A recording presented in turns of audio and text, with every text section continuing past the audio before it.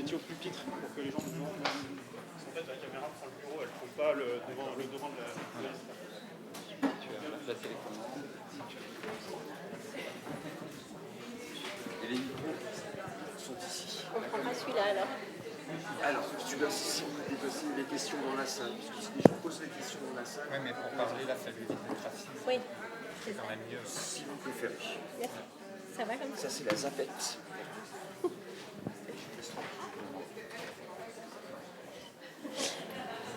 Est-ce que vous nous entendez bien? Et est-ce que vous me voyez dans l'autre salle? Est-ce que dans l'amphi Louise Michel, vous nous entendez? On n'entend pas très fort, Pierre. Pas assez fort.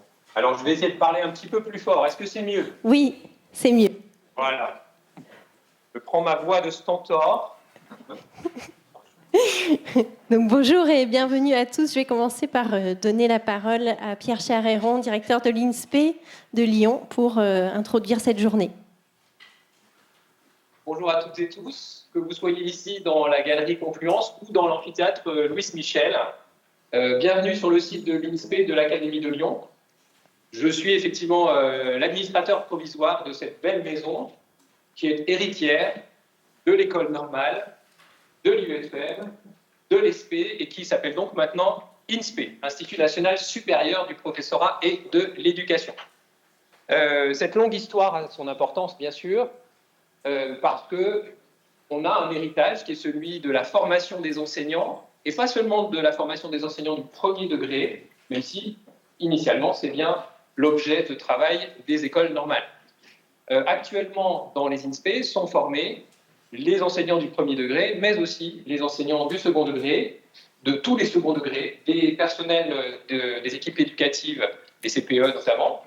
Et c'est effectivement un lieu de formation initiale, mais aussi de formation continue. C'est le sens de cette mission qui est remplie aujourd'hui en vous accueillant, parce qu'on estime que c'est aussi notre travail que d'être un carrefour, un lieu de rencontre entre tous les publics qui gravitent autour des questions d'éducation et de formation, et autour de toutes les questions liées à l'éducation et à la formation. Donc aujourd'hui, on accueille effectivement l'université d'été organisée par l'Observatoire du bien-être à l'école. On en est ravis, et je salue Rebecca à distance donc. On est ravis de mettre à votre disposition ces espaces, leur histoire, et puis leur côté plutôt agréable en cet été commençant, un peu moins chaud que ces derniers jours, et on s'en réjouit.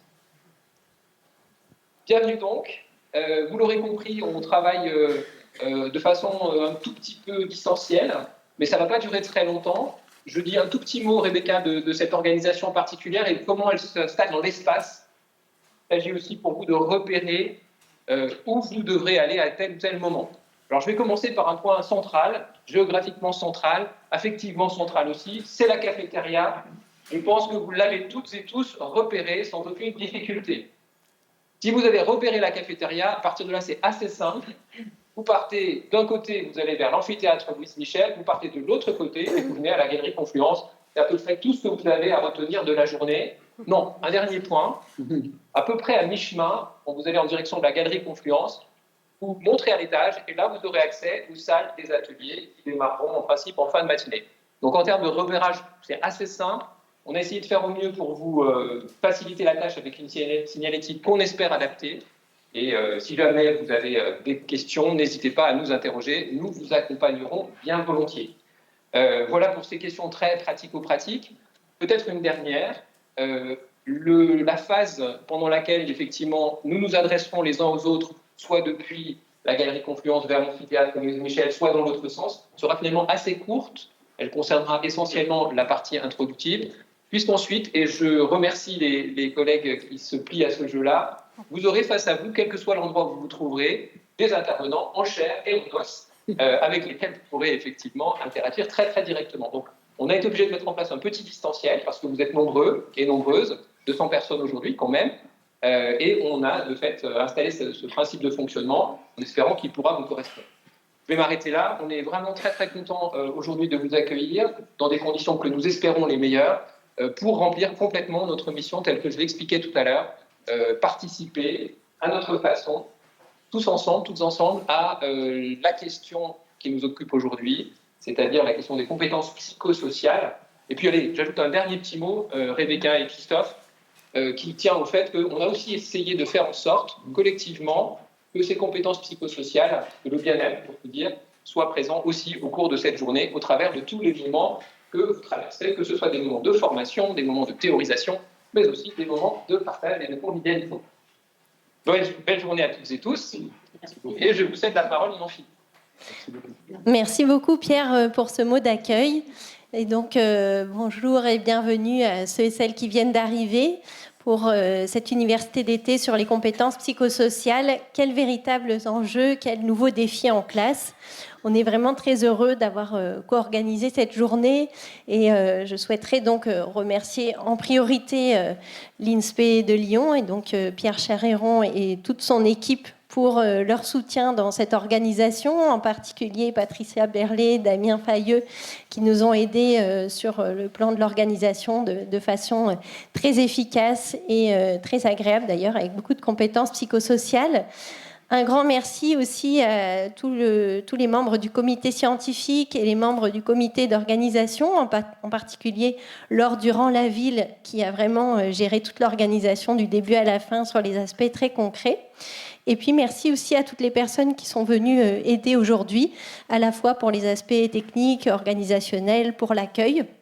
Merci à tous nos partenaires aussi, donc la GMF, la 2FE, la MAIF, le réseau des INSPE, le laboratoire DIF et l'association Social Plus, qui ont chacun contribué de différentes façons, et notamment sur le plan financier pour la venue des différents intervenants. Un grand merci aux intervenants et comme vous l'aurez compris, on a essayé de faire au mieux en termes d'organisation pour pouvoir faire en sorte que vous soyez vraiment face aux intervenants. Donc ils vont aller d'un amphi à l'autre pour que vous puissiez avoir des interactions, des temps d'échange avec chaque intervenant. L'idée, c'est aussi de vous amener à découvrir différents aspects clés du développement des compétences psychosociales à travers des conférences assez courtes avec un temps d'échange, puis ensuite de pouvoir approfondir à travers des ateliers que vous avez choisis pour ce matin et cet après-midi. Donc, je présenterai brièvement les intervenants. Je souhaite aussi vraiment remercier Christophe Marcelier, inspecteur général de l'Éducation nationale, qui a été finalement aussi à l'initiative de cette journée pour vraiment son travail depuis tellement d'années pour l'Éducation nationale autour de la question du bien-être à l'école. Et donc, je le remercie vraiment pour tout ce qu'il a apporté et je lui céderai la parole juste après. Donc, vous l'aurez compris, il y aura un premier temps de conférences assez brèves pour vous introduire à des aspects, des enjeux clés de la question des compétences psychosociales. Ensuite, un temps d'atelier après la pause. Puis la pause repas avec ce que chacun aura amené à partager. Et ce sera aussi l'occasion d'échanger de manière plus informelle sur ces questions. Et puis l'après-midi, à nouveau, un temps de conférence. Et je remercie encore une fois les conférenciers et conférencières dont certains sont venus de loin, y compris du Canada, Julie Lane, et de Suisse, Céline Buss. Donc vraiment merci pour cet effort. Et donc encore un temps d'atelier où vous verrez, je remettrai les numéros de salle si besoin, mais je crois que vous avez ça sur votre petit carton d'accueil. Alors, juste un mot avant de passer la parole à Christophe Marcelier sur cette question des compétences psychosociales. Donc moi, ça fait plus de 20 ans que je travaille sur le développement des compétences psychosociales et notamment en étroite collaboration avec Béatrice Lambois de Santé publique France, où on a eu un certain nombre d'obstacles à surmonter pour que finalement tous ces travaux, toutes ces recherches soient reconnues et connues en France et considérées comme pertinentes et utiles. Et donc je vous présenterai un peu plus en détail en quoi ces compétences sont considérées comme essentielles aujourd'hui dans le champ de l'éducation. Et je vais céder la parole à Christophe Marcelier pour le mot d'accueil aussi. Bonjour à toutes et tous. Merci, chère Rebecca, de tes mots. Et je m'associe à tes remerciements concernant toutes les personnes qui ont contribué à l'organisation de cette journée. Parce que c'est en le faisant qu'on se rend compte combien il y a énormément de petits détails à régler. Et bien sûr, je remercie beaucoup l'équipe de l'INSPE de Lyon qui a accepté de se rendre disponible un jour, un samedi, alors que c'est le début des vacances, qu'il fait chaud et qu'on aimerait plutôt être peut-être à la plage pour certains, je ne sais pas. Et donc, c'est quand même une sorte d'alchimie pour que ça fonctionne, une journée comme cela. Et j'espère qu'au terme de cette journée, vous aurez eu le sentiment que nous y sommes parvenus. Alors, dans mes remerciements, je voudrais te remercier beaucoup. Parce que je sais, et je ne suis pas le seul à le penser, que si on en est là, c'est que tu as été extrêmement engagé en tant que chercheur et chercheuse, je ne sais pas comment on dit, on met un E à chercheur, je crois. Et pour avoir été universitaire avant, je sais combien, en termes de carrière, ça pèse pas ce genre de manifestation. Et pourtant, pour nous ici, qui sommes en majorité des personnes de l'éducation au contact des enfants, on sait combien l'apport des chercheurs est devenu fondamental et prend enfin de l'importance. Ça a commencé en 2004-2005 sur la lecture. Il y a eu après De Barbieux qui a beaucoup fait sur le climat scolaire. Et puis on voit sur ce sujet du bien-être, des compétences psychosociales. Vous êtes un certain nombre. Il y a Damien Tessier, bien sûr. Il y a Thomas Villantex, qui ne pouvait pas être présent. Et il y en a d'autres, comme Karine Simard. Bon, vous êtes un certain nombre. Mais tu as accepté de suivre un certain nombre d'entre nous au sein de l'Observatoire du bien-être pour te lancer dans une organisation qui s'ajoute à tout ce que tu fais, l'encadrement des thèses, de toutes tes recherches. Donc merci infiniment, parce que ta présence et ton rôle est absolument déterminant pour la réussite d'une telle journée. Autre point que je voulais vous dire, peut-être que d'ailleurs, comme vous le voyez, essayer de dire ce qui nous touche lors d'une rencontre, d'une journée, c'est une compétence psychosociale majeure. Et c'est pas si évident que ça. Ça a été tout un cheminement, en tout cas pour moi, qui, dans mon parcours professionnel, il y a 20 ans ou 30 ans, aurait été absolument incapable de s'exprimer en public devant des personnes éminentes comme vous, qui êtes extrêmement engagées sur le terrain. Et donc, ce que je voulais vous dire, et qui m'est venu tout de suite, c'est que quand j'ai vu la liste, j'ai consulté la liste des personnes qui venaient. Alors, ils sont tous pas tout le monde est présent, vous voyez des sièges vides. C'est que vous venez un samedi, sur un week-end, vous êtes en énormément d'engagement les uns et les autres, et donc venir là, c'est pas du tout comme venir à une manifestation où on est plus ou moins obligé de venir, ou alors on aimerait bien, mais c'est sur notre temps de travail, donc ça va être comptabilisé. Là, ça témoigne de quelque chose qui est très fort, qui est en train de se passer dans notre pays, qui est cette volonté de soutenir, de s'intéresser, de soutenir, de comprendre, de s'approprier, de s'acculturer aux compétences psychosociales, et parce que vous sentez au plus profond d'entre vous que c'est un sujet absolument fondamental. Et je connais un certain nombre d'entre vous, et qui sont aussi dans l'autre amphithéâtre, enfin dans l'autre pièce, dans la grande galerie, et je sais qu'il y a parmi vous des personnes qui sont extrêmement engagées et qui font beaucoup, parce qu'à l'échelle académique, votre rôle est majeur. J'ai vu qu'il y a beaucoup d'enseignants, de chercheurs, je vois des chercheurs dans la salle, il y a des formateurs, et votre rôle est déterminant. Sans la formation, sans la recherche, nous n'allons pas y arriver, parce qu'il y a quand même, non pas un changement de paradigme, mais une évolution du paradigme qui est à opérer, et ça peut se faire que si, surtout sur ce sujet du bien-être et des compétences psychosociales, on est solide scientifiquement. Et donc les formateurs, les enseignants, il y a des chefs d'établissement, des inspecteurs. Il faut absolument que scientifiquement, on ait de l'argumentation pour pouvoir répondre à tous ceux qui, ah ouais, les CPS, c'est bien gentil. Et donc, ça suppose du temps. Moi, ça fait des années que je m'intéresse à ce sujet, beaucoup moins que Rebecca, mais quand même quelques années. Quand je vois où j'en suis, je me dis, mais tout ce qu'on a à apprendre encore, et finalement, je découvre, puisque à l'Inspection générale, nous avons encore une mission cette année sur ce sujet-là, qui est en train de se terminer, je découvre que nous apprenons au fur et à mesure, et nous découvrons, moi j'ai fait des découvertes dont je vais parler un petit peu tout à l'heure, qui sont à mes yeux absolument fondamentales, et donc j'avais absolument pas conscience il y a 3 mois. Donc, c'est vous dire C'est vous dire combien ce sujet-là... Oui, je suis hors champ là. Oui, merci. C'est ça le problème. Mais on m'entend heureusement, mais effectivement, c'est plus agréable lorsqu'on me voit. C'est vous dire combien le sujet il est complexe et combien il mérite quelque chose qui est essentiel sur le plan des CPS dont on ne parle pas suffisamment, c'est l'humilité. Il faut vraiment être humble sur ce sujet-là, parce que ce sujet-là, il nous ramène à quelque chose de fondamental, c'est notre humanité.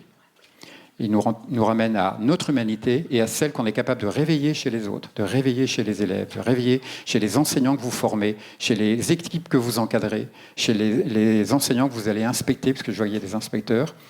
Et donc, cette humanité-là, il faut être capable de l'exprimer scientifiquement, avec des variables, avec des données, mais aussi de l'exprimer dans des aspects très concrets qui relèvent des gestes professionnels et de tout ce que vous connaissez qui est absolument essentiel. Donc, on est sur une question qui est fondamentalement éthique, qui concerne le meilleur de ce que l'on peut donner dans la relation avec l'élève, mais aussi dans la relation avec les collègues. Et pour nous, par exemple pour les personnels d'encadrement, on doit l'incarner, ça. Et vous tous, ça, c'est un sujet qui très vite a été compris. Mais ce n'est pas si facile que ça, on peut le dire, mais le faire, on sait que c'est dans les situations difficiles que les CPS, on les observe et qu'on les vit. Voilà, en tout cas, je vous souhaite une très belle journée. Je vous souhaite surtout qu'elle vous nourrisse et que vous ressortiez enchantés. Parfois, c'est juste 2 ou 3 concepts, 2 ou 3 mots, 2 ou 3 idées qui vont vous nourrir beaucoup pour les semaines à venir. Pour beaucoup d'entre nous, c'est à ce rythme-là qu'on avance. Merci à vous.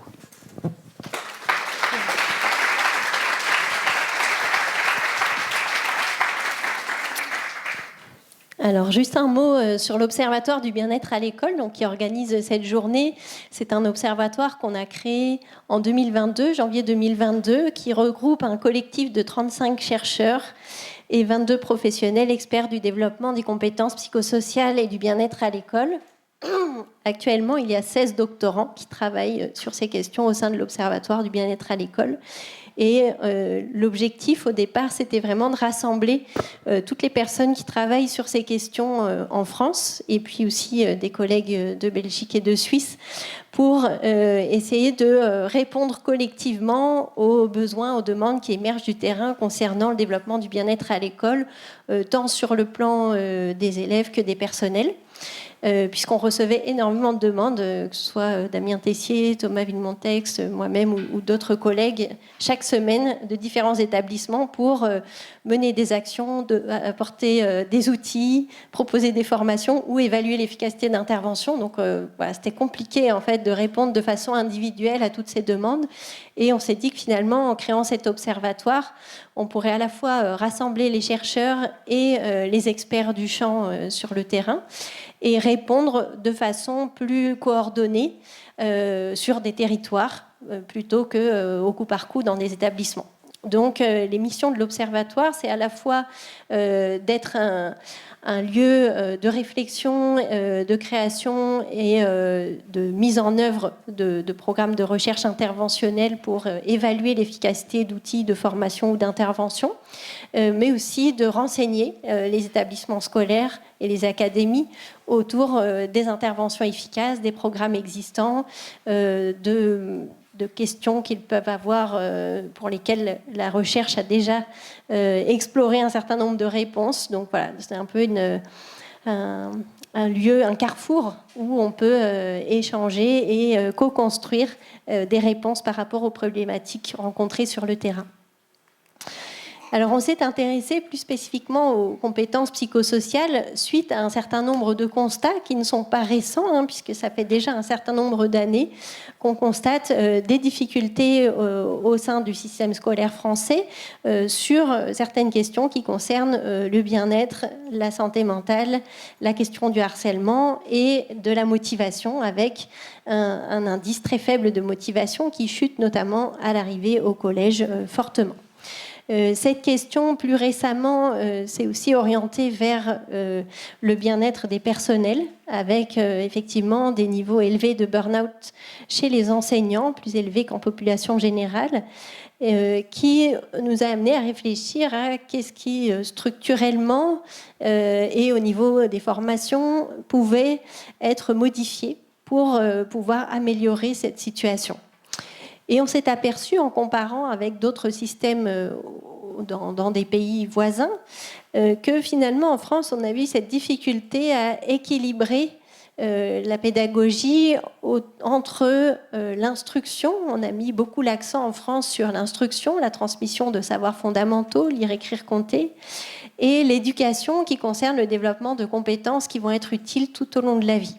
Et finalement, la priorité avait été accordée à un aspect, mais on s'aperçoit que, et d'autant plus dans un contexte où il y a une montée effectivement des problématiques de santé mentale, de l'anxiété liée au climat, aussi liée à tout ce qui se passe sur les réseaux sociaux, qui fait que les élèves ont beaucoup plus besoin aujourd'hui de développer ces compétences psychosociales qui vont les aider finalement à pouvoir être plus disponibles mentalement pour s'engager dans les apprentissages. Donc les données de la dernière enquête qui a été menée par Santé publique France, l'enquête en classe autour de la question du bien-être, en particulier au collège et au lycée, montrent que plus près de la moitié en fait, des collégiens et des lycéens sont en situation de mal-être, avec des problématiques liées aussi à un sentiment de solitude et d'isolement social qui va être accentué par des phénomènes autour des réseaux sociaux, et qui vont présenter une augmentation de la symptomatologie dépressive et des risques suicidaires. Donc, pour pouvoir répondre à ces questions-là, on s'est intéressé avec plusieurs instances, que ce soit le Conseil scientifique de l'éducation nationale, qui a un groupe de travail spécifiquement sur le bien-être à l'école, que ce soit à travers les travaux de l'Observatoire du bien-être à l'école, ou encore à travers plusieurs groupes de travail au niveau de Santé publique France sur la question des compétences psychosociales. Ce groupe de travail a d'ailleurs produit plusieurs volumes d'un référentiel sur les compétences psychosociales qui sont... ces volumes sont en libre accès sur leur site. Toutes ces instances se sont réunies et se sont inspirées des travaux qui viennent notamment du champ de la psychologie positive, qui ont mis en évidence l'importance de travailler sur le bien-être pour améliorer à la fois le climat et la disponibilité mentale aux apprentissages. Dans ce cadre-là, on s'est intéressé plus spécifiquement à l'apport des compétences psychosociales qui font partie donc des ressources psychologiques qui aident à faire face aux situations et aux exigences du quotidien. C'est un concept au départ qui vient de l'Organisation mondiale de la santé, donc, et d'ailleurs au niveau de l'éducation nationale, le développement de ces compétences a d'abord été beaucoup porté par les professionnels de santé, les infirmières, les médecins de l'éducation nationale. Et qui ensuite, c'est un concept qui s'est démocratisé, on va dire, qui a été repris par différents champs, et notamment tout le champ de l'éducation, avec un ensemble de compétences aujourd'hui qui permettent d'améliorer cette capacité à faire face aux obstacles qu'on rencontre, donc qui sont considérés aujourd'hui comme des outils d'adaptation cognitive, émotionnelle et comportementale qui vont aider la personne à faire face aux situations qu'elle rencontre et à le faire tout en collaborant avec les autres. Et c'est vraiment cette dimension qui est très importante dans les compétences psychosociales, parce que souvent quand on parle de compétences, on pense à l'individu et comment le développement des compétences individuelles peut permettre d'être plus compétitif dans une société où on doit se battre quelque part pour rentrer sur le marché. Donc on a beaucoup cette vision d'un univers de compétition. Et en réalité, le développement des compétences psychosociales, c'est des compétences qui favorisent la qualité du vivre ensemble, la qualité des relations, et donc qui contribuent à tout le collectif. Donc plus on va développer ces compétences psychosociales, plus on contribue aussi à l'amélioration du climat de classe, du climat scolaire et du climat social globalement.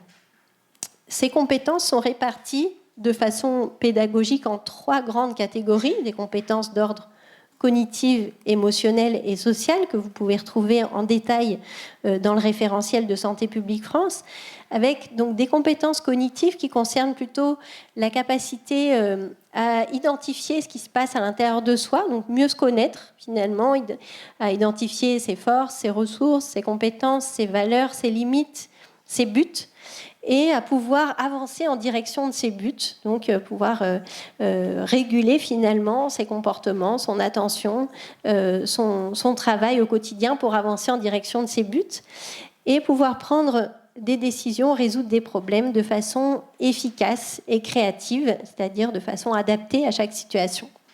La deuxième catégorie, les compétences émotionnelles, concerne le fait d'être capable d'identifier ces émotions, de les nommer, de comprendre éventuellement les besoins qui sont derrière pour pouvoir mieux agir sur les situations et communiquer ces émotions pour que d'autres, et en particulier les adultes en position d'éducation, puissent aider à agir sur la situation pour l'améliorer en cas de besoin.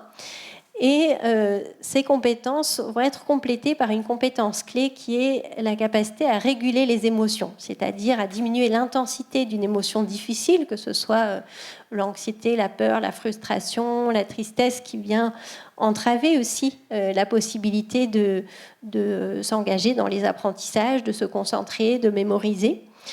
Donc cette régulation, c'est vraiment une compétence clé sur laquelle on va travailler dans le cadre de séquences pédagogiques, j'y reviendrai.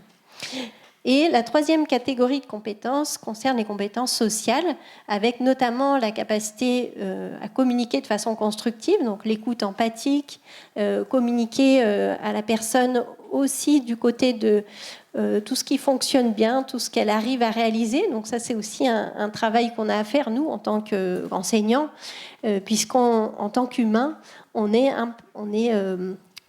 spontanément plutôt marqué par tout ce qui dysfonctionne. C'est ce qu'on appelle le biais de négativité, c'est-à-dire que notre attention, en priorité, va être attirée par, par exemple, un élève qui parle en classe. Et du coup, on n'arrive plus à porter l'attention vers le reste des élèves qui, eux, étaient concentrés, attentifs, intéressés par ce qui se passait. Donc, on va être marqué par cet élément négatif de la situation qu'on va avoir tendance à ressasser en boucle et ce qui va générer plus d'affects négatifs qui augmente le biais de négativité. Donc, en fait, l'objectif, ça va être de pouvoir orienter davantage l'attention vers tous les aspects satisfaisants des interactions et pouvoir communiquer ces aspects constructifs, les qualités de l'autre, les efforts fournis. Donc ça fait partie de la communication constructive.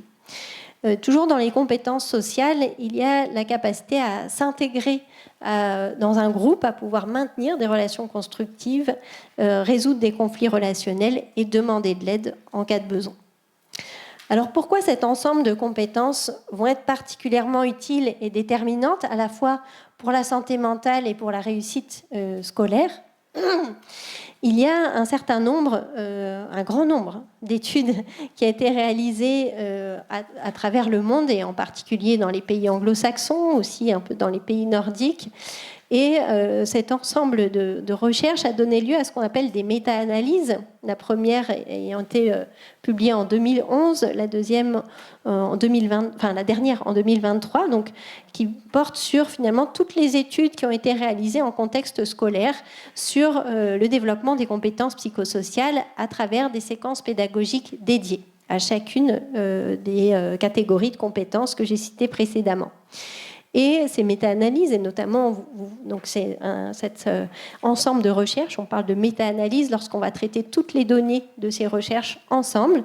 La dernière porte sur plus de 575 000 élèves, donc vous voyez qu'on a, on a vraiment à la fois du recul en termes de nombre d'années et aussi des données quantitatives qui convergent pour montrer que le développement de ces compétences va avoir des effets bénéfiques sur la santé mentale, avec une diminution de l'occurrence de problématiques telles que l'anxiété, la dépression, les risques suicidaires, les consommations de substances psychoactives et les violences, et notamment le harcèlement, une meilleure réussite éducative, donc à la fois moins de décrochage, de meilleures performances académiques, de meilleurs diplômes à la sortie, et une meilleure insertion sociale et professionnelle, et de meilleures relations, donc à la fois à l'école, entre pairs, avec les adultes en position d'éducation et au sein des familles. Ces effets perdurent dans le temps. Donc, d'autres méta-analyses ont mesuré spécifiquement les études longitudinales pour voir la durabilité des effets. L'ensemble des effets est maintenu dans la durée. Et sachant toutefois, et ce sera l'objet d'autres communications, et notamment celle de Damien Tessier, ces programmes, dans d'autres pays, sont souvent des programmes qui comprennent un nombre important de séances. En moyenne, par exemple, dans la méta-analyse de Turlac, c'est 40 séances d'1 heure.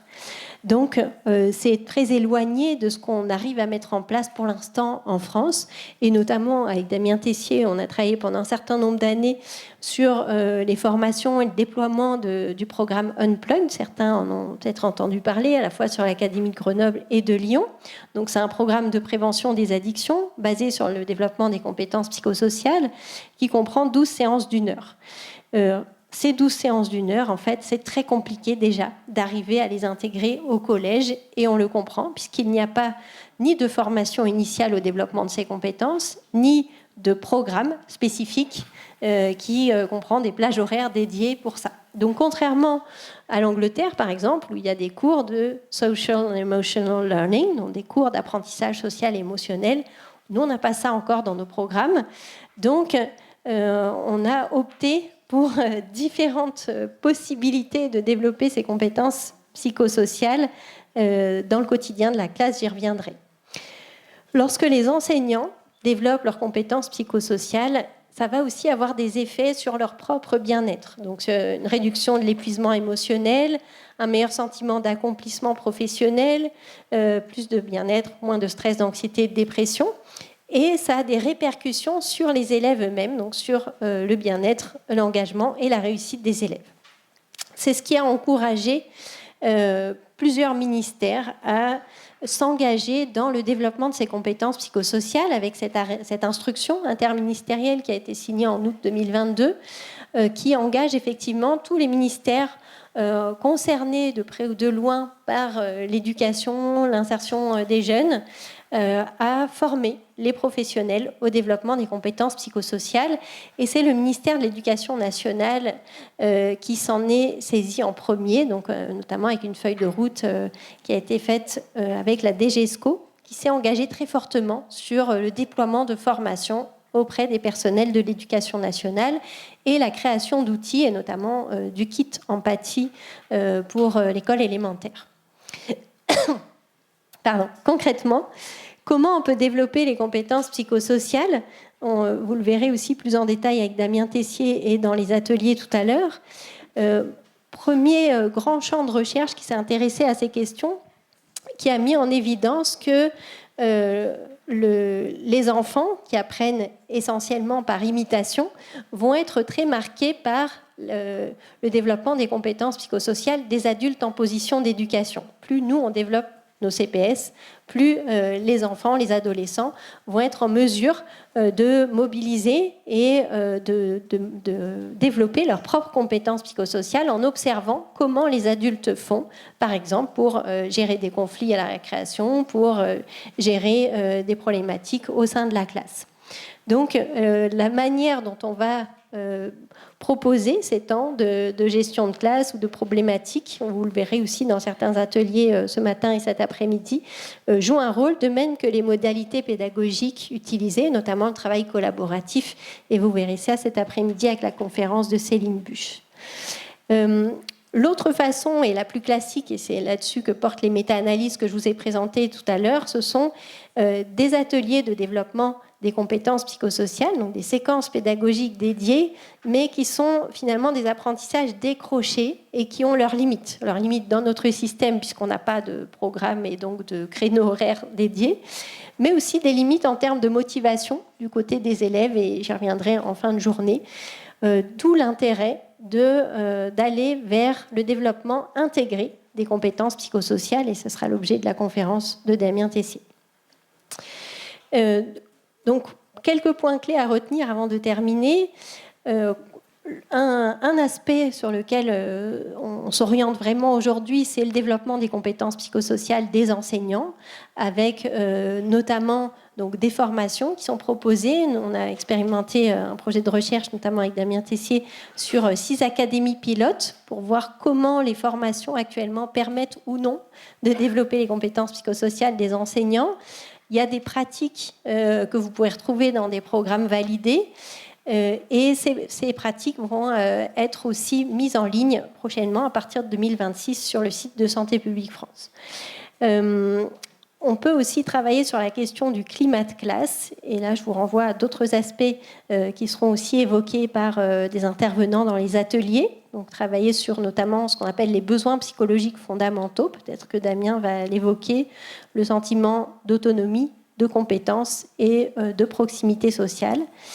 Et travailler sur les interactions efficaces. C'est-à-dire qu'en évaluant l'efficacité des formations aux compétences psychosociales, on s'est aperçu que donner des outils sur les CPS n'était pas suffisant, et notamment distribuer le kit empathie n'était pas suffisant si on n'avait pas aussi une bonne formation à la façon de pouvoir mener ce type d'atelier avec en particulier un soutien affectif, un soutien émotionnel aux élèves.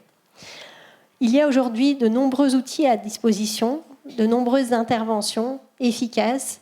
On essaye le plus possible avec l'Observatoire de bien-être à l'école de diffuser ces outils, ces connaissances pour les rendre accessibles à tous. On est bien conscient de l'importance de la formation des professionnels et c'est la raison pour laquelle on a souhaité organiser cette université d'été et la reproduire.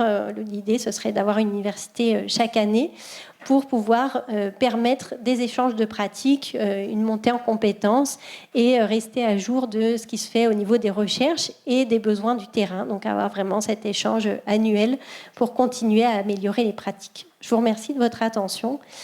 Et on ne va pas prendre un temps de questions-réponses tout de suite, puisque comme je ne suis pas dans l'autre salle en même temps, on va passer tout de suite à, dans chacune des salles, la deuxième conférence. Donc, dans la salle ici, ce sera Christophe Marcelier, que vous avez déjà rencontré, qui va donc proposer une conférence sur les compétences psychosociales face aux difficultés en classe et aux vulnérabilités des élèves.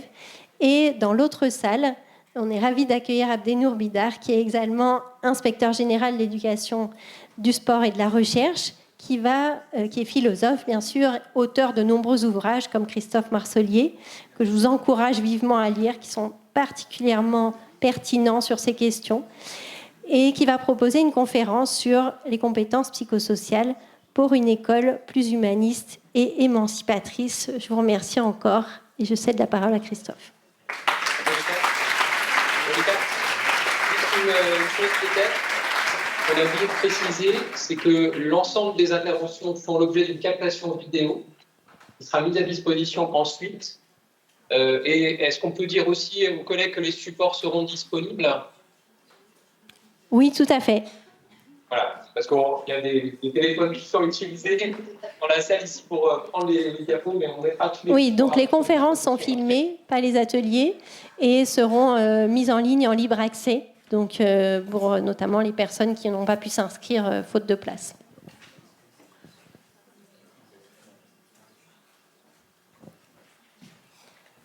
Et du coup, tu peux te mettre où tu veux, puisque tu n'es pas... Oui, c'est ça. Maintenant, je peux bouger. Merci. Donc...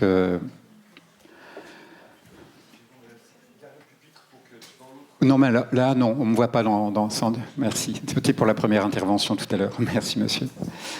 Donc, le sujet que je vais évoquer n'est pas complètement nouveau pour beaucoup d'entre vous, parce que vous m'avez déjà entendu sur la question des vulnérabilités, mais là, je vais faire le lien avec les compétences psychosociales. Et de mon point de vue, c'est un lien qui est très fort.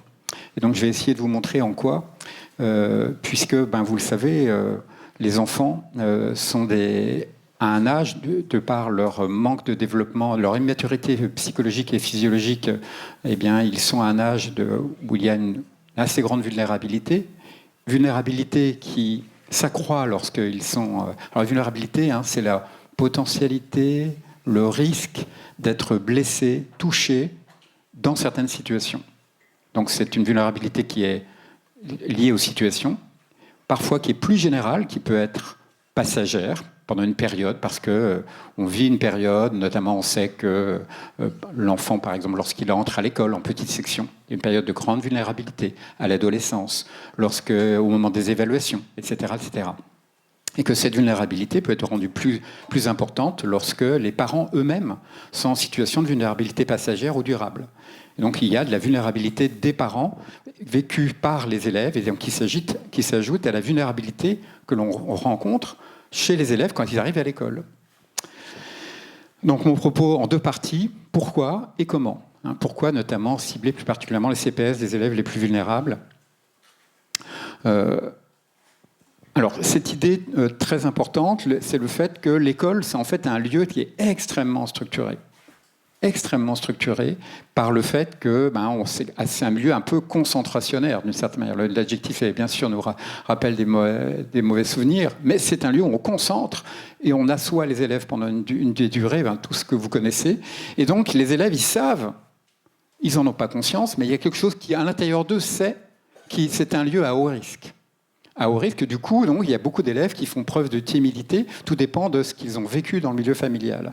Et donc, ils sont exposés et soumis à la difficulté d'avoir à suivre ce que l'enseignant, parce que les enseignants fonctionnent par objectif, à suivre l'enseignant là où il veut les emmener. Et donc, on a parlé du métier d'élève pendant des années, mais la condition des élèves, elle les soumet à une plus grande vulnérabilité à de nombreux risques. Et ces risques, à l'école, alors j'avais dans un ouvrage que j'ai publié en 2023 montré qu'il y a une dizaine de types de risques, mais à l'école, il y a beaucoup de risques sur le plan cognitif et sur le plan psychosocial. Et on le voit. Pour le plan cognitif, l'incapacité de comprendre, l'incapacité de s'organiser, de se fixer des buts, tous les risques d'échec, et puis sur le plan psychosocial, c'est dans la relation aux enseignants, mais aussi dans la relation aux camarades.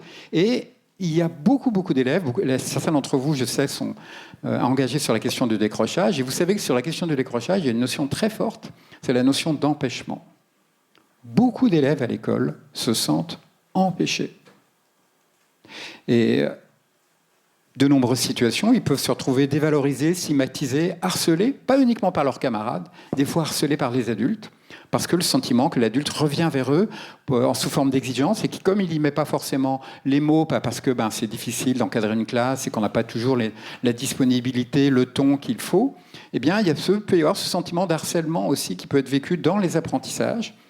Et puis, bien sûr, des enseignants, ça a été très bien montré par les travaux au Canada, sur des formes de relations, de relations pédagogiques qui sont des relations menaçantes. Or, il y a quand même de plus en plus d'enseignants qui ne fonctionnent plus là-dedans, qui ne sont plus dans ce modèle-là. Et ça, ce sont des vulnérabilités psychosociales, vous voyez ? Et donc, en classe, eh bien, c'est véritablement un lieu où le bien-être et la réussite reposent sur la maîtrise, on le sait, de compétences disciplinaires, mais aussi de compétences psychosociales, dont certaines relèvent de ce que Philippe Pernoud, en 1993, avait déjà écrit, que beaucoup d'entre vous connaissent, mais qu'il ne faut vraiment pas oublier. C'était un chercheur qui arrivait bien à penser à des objets auxquels les autres ne pensaient pas. C'est la notion de curriculum caché. Et on va le voir tout à l'heure, c'est extrêmement intéressant à regarder de près ce qu'avait écrit déjà à l'époque Philippe Pernoud. Et donc, si je reviens sur la notion d'empêchement, c'est des choses très concrètes. L'empêchement, c'est une expérience corporelle et sensible d'être empêché.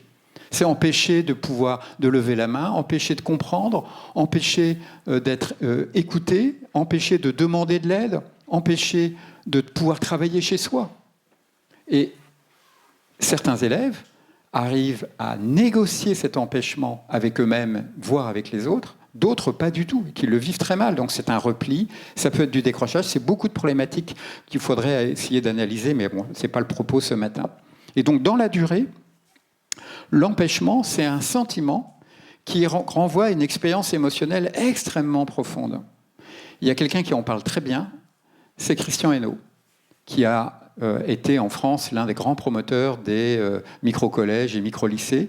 Et il a écrit dans un ouvrage avec Frédéric Wexler un peu sur cette notion d'empêchement et que je trouve qu'il n'est pas suffisamment travaillé. Parce que cette notion d'empêchement, on la retrouve aussi chez les adultes, dans les équipes, des professeurs qui se sentent empêchés par le chef, la chef ou d'autres personnes, parfois des collègues.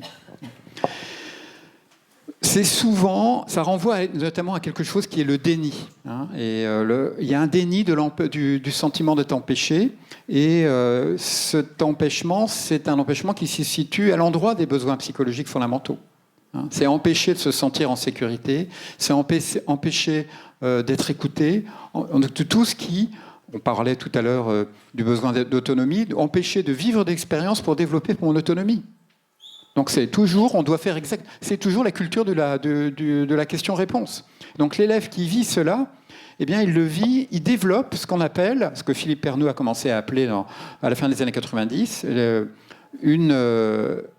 un curriculum qui est intérieur, c'est-à-dire que ce sont des apprentissages qui s'additionnent. Alors là, je n'en ai mis que quelques-uns. Il avait interrogé des étudiants de sciences de l'éducation pour leur dire qu'est-ce que vous avez appris sans que l'école vous l'ait ouvertement enseigné.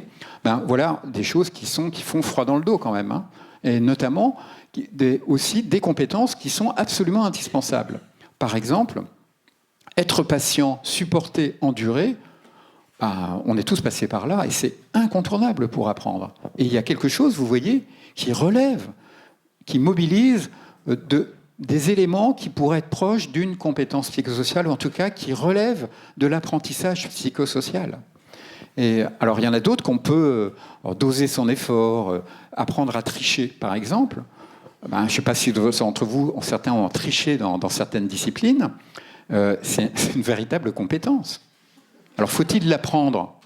On ne va peut-être pas le mettre dans le curriculum officiel, mais on sait bien que certains ont réussi parce qu'ils ont développé cette compétence. Donc il y a bien un objet. Et il y a comme ça, en sciences de l'éducation, des objets sur lesquels il n'y a pas eu de recherche et qui sont des objets centraux dans le curriculum d'un élève. Comme par exemple, pareil pour les enseignants. Ce qu'on appelle, moi, ce que j'avais identifié assez tôt dans mes travaux, c'est la zone de confort personnel. On ne connaît pas quelles sont les compétences psychosociales développées dans la zone de confort personnel d'un enseignant. Il y a énormément...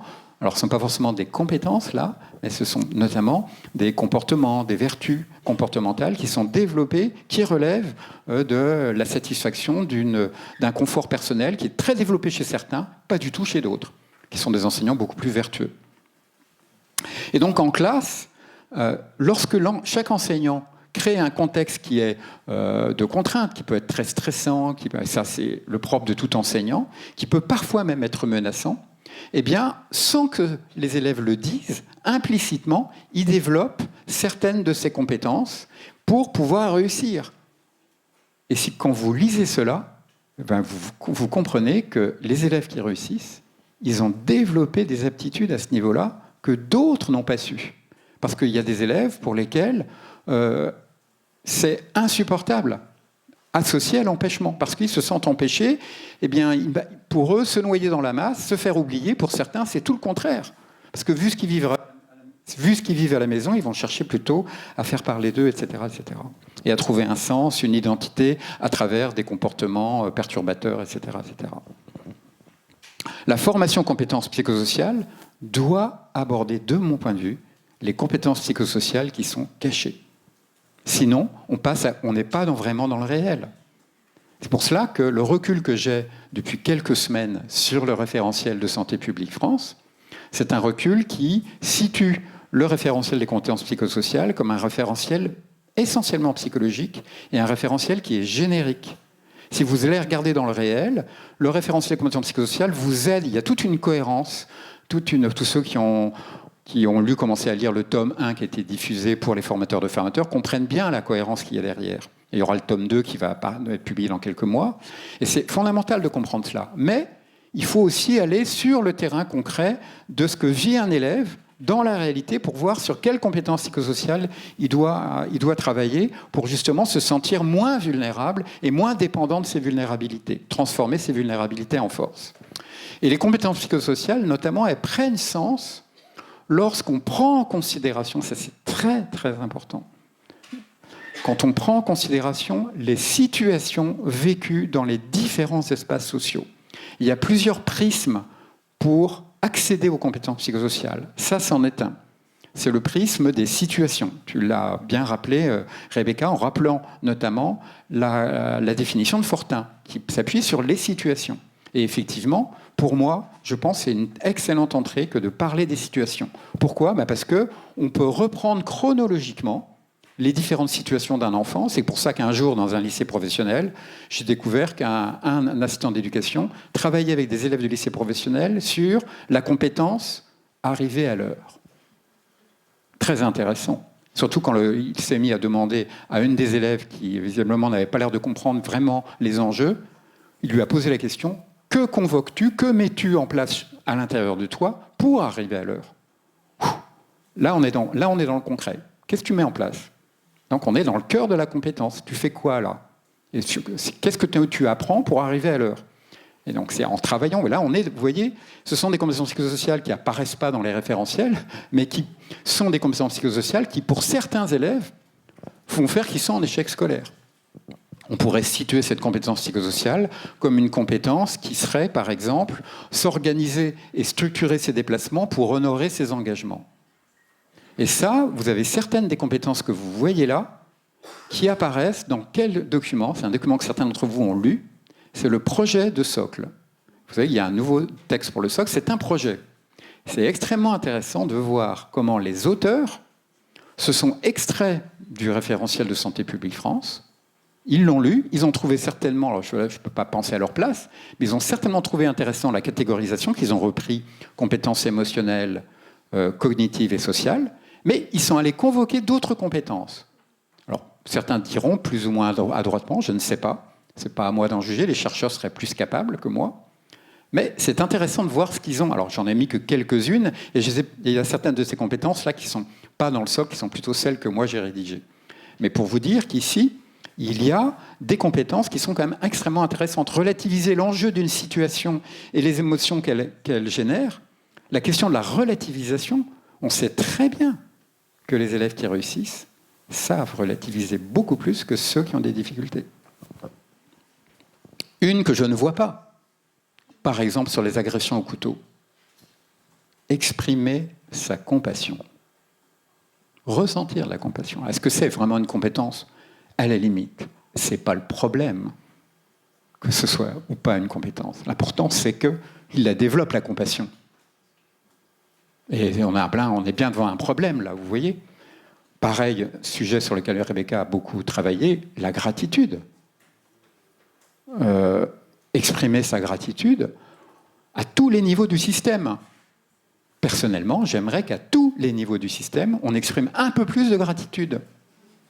Parce qu'on en a, mais besoin. Quand on est dans la gratitude, on est dans notre humanité, quoi. Et la compassion, je vous en parle, mais même pas.